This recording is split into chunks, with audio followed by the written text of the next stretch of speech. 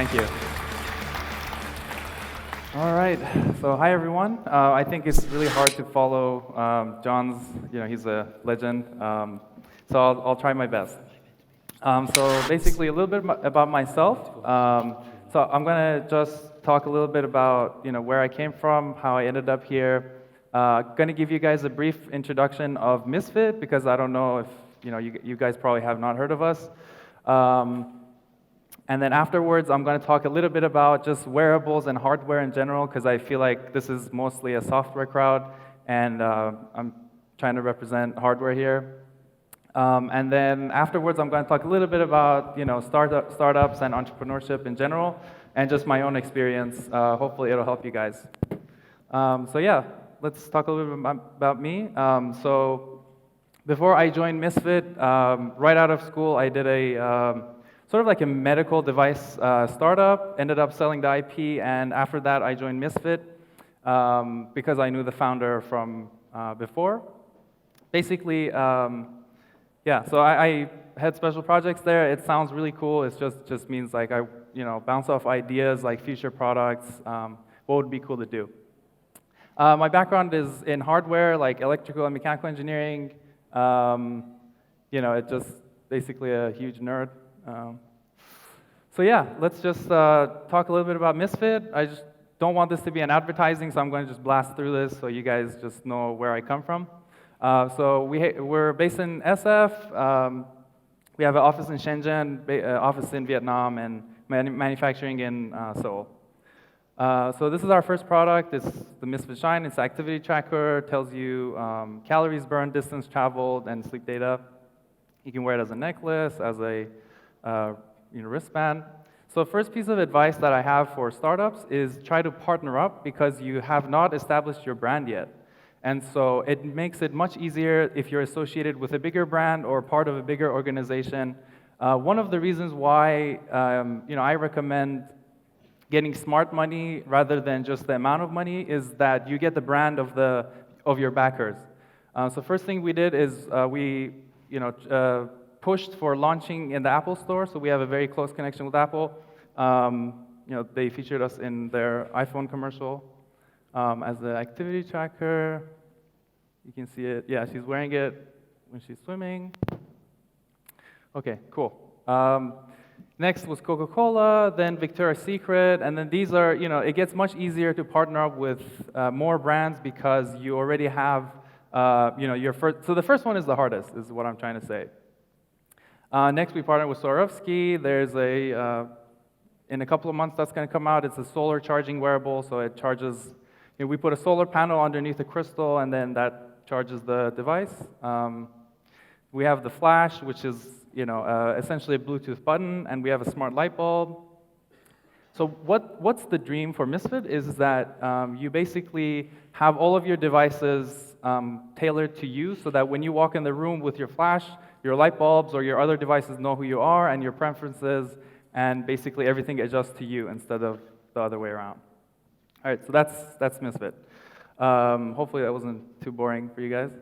So okay, what are we after, right? I think just in general, we can classify either smart hardware or wearable devices in two categories. The first one is, the wearables that you see right now is like fitness. You have a smart watch. Sometimes you have a glucose meter. Actually, no one has actually cracked that to make a wearable that gives you your glucose levels. I think the next step is much more compelling. So like payments, everything like identification, everything is adjusting to you when you walk in a room, like HVAC, air conditioning, music, lights. So I call this Wearable 1.0 is where we are right now. Wearable 2.0 is much more compelling. So how do you make an enduring wearing experience, right? First, it has to be fashionable. The number one reason why you wear something is for the looks and for its fashion. You don't wear, so the utility comes after the fashion aspect. Then it's comfortable. Obviously, it has to be comfortable. You wouldn't wear it if it's not. And then it has to be power efficient. So I'll get into power first. How do you make something power efficient? So one of the things that we started with, so the Shine and the Flash you don't have to charge them, and we're like really strict on that. So how do you achieve that? Either you make higher density batteries, you have advanced power management system, your hardware and algorithms are optimized, you do power generation like the solar panel, or you make the charging experience more pleasant, like wireless charging, things like that. Now, there's something called a turnaround test. What does that mean? So turnaround test is when you're on your way to work and you left something behind, what would you turn back for? I think that's the final test for a compelling product, is if you would turn back for it. So right now you would turn back for your phone, for your keys, and for your wallet. I'll be the first one to say I would not turn back for my wearable device because it's just not compelling enough. So what's the hack? You can hack this by putting your sensors, basically building your sensors in your environment. So it's ambient sensing, what I call it. So another piece of theory is the fog behavioral model. Basically, this is a theory that says motivation versus ease of use. So obviously, the best case is that it's very easy to use and there's high motivation to use it. I think cell phones, your keys is just a classic example of that. Yeah, so we have here we have motivation and ease of use. And essentially what I'm trying to say here is that if you make something easy to use and a pleasant experience to use it, it's actually more effective than making something that has a high motivation to use. Essentially, there's a lot of devices that pack a lot of features, so that usually has a high motivation, but because it's not easy to use and it's clunky, no one actually uses them.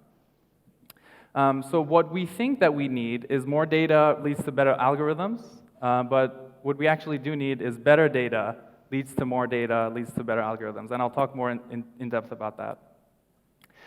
So one of the things that I want to tell you guys is that right now we have smartphones in our pockets. This is basically we have the internet in our pockets right now, but if you don't actually use any of these devices, you get no data. So that's getting back to the hack for the turnaround test, is you actually build sensing into your environment. So how do you make sensing ambient? You either build it into the environment, which is essentially smart hardware IoT, but it limits your mobility. So that's one of the problems with IoT. Or you put it on your body, and the problem is that you have to make it very fashionable. And people generally don't like to wear gadgets, So the dream is you want great wearable product that is worn all the time for a long time and by a lot of people. How do you achieve that? We think that it's by engaging user experience and enduring wearing experience. It leads to better data. It's better for the company as well. So I think the reasons that people wear things is in this order. So as I said, it's fashion and design first. It's comfortable. There's a certain brand that you want to be associated with. Secondary functions, it's a useful device. And then at the end is data. People actually don't really care about their data outside of Silicon Valley and here. Okay, so lessons learned from just doing a small startup and joining a fast-growing startup. Hopefully this helped you guys.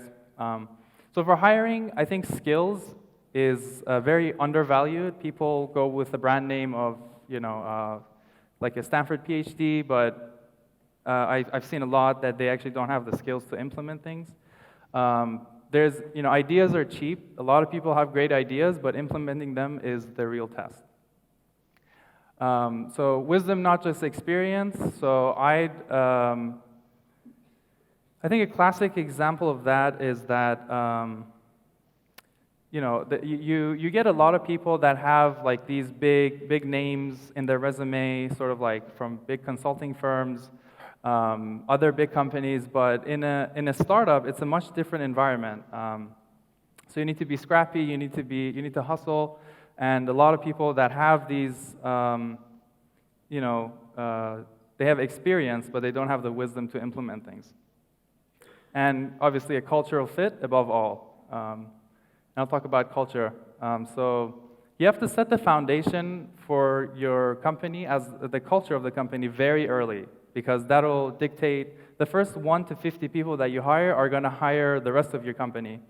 So hire and fire based on culture, and work-life integration, not work-life balance. So if any of you guys have attempted to achieve anything in life, you have to put all of your time and energy in it.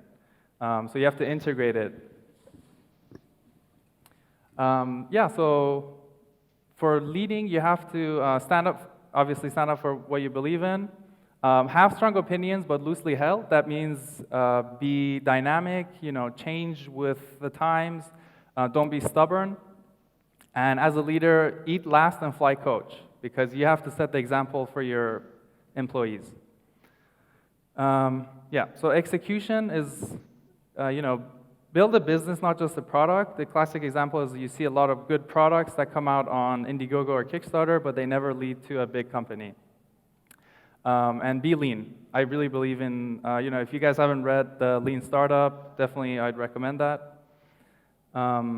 And in business, give first, get later, and essentially always leave money on the table for the other side. Cool, so that was my talk. I have a cool little puzzle for you guys. You have 9 dots, and you have to connect all of them with 4 straight lines, without lifting your hand off the table, off the paper. So I'll give you guys like 2 minutes for that. You can do it on your phone, or if you have like a piece of paper.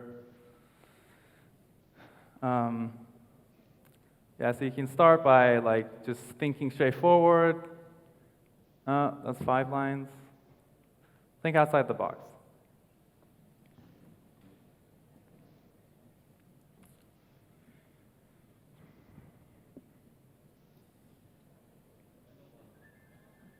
You know the answer? Cool. All right, so should I just give you the answer? Boom. Thank you. Thank you.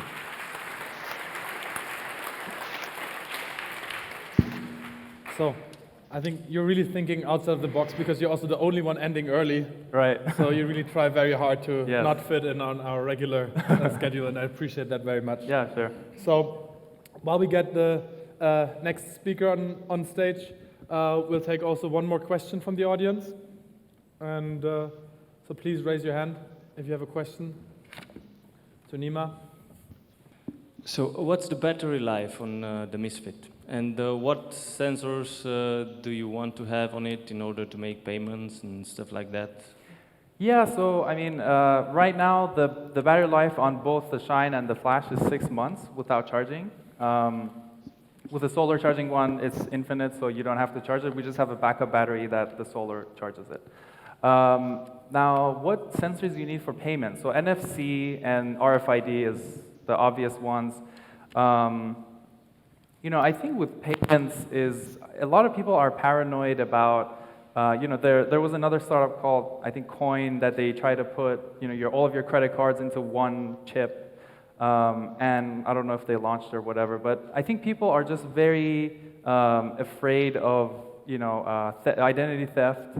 So I think the sensors part isn't the problem, the security part is the problem. And conveying the security. I think there are solutions to make it secure, but how do you convey that to the people? I think that's the key. Okay. Bogdan, you also have another question? Yeah, sure. I wanted to know how it's going on with Coca-Cola now that they invested in your company. I know that we are doing a project in France with Coca-Cola and Misfit. Right. So the question for the audience was, how is it going with Misfit now with the Coca-Cola investment? Yeah, I mean, so Coca-Cola was actually our initial investment in partner, and I think it's going pretty well because we just launched EcoCycle version, which is Coca-Cola and will.i.am partnered up to make these recycled and recyclable devices. So I think it's going pretty well.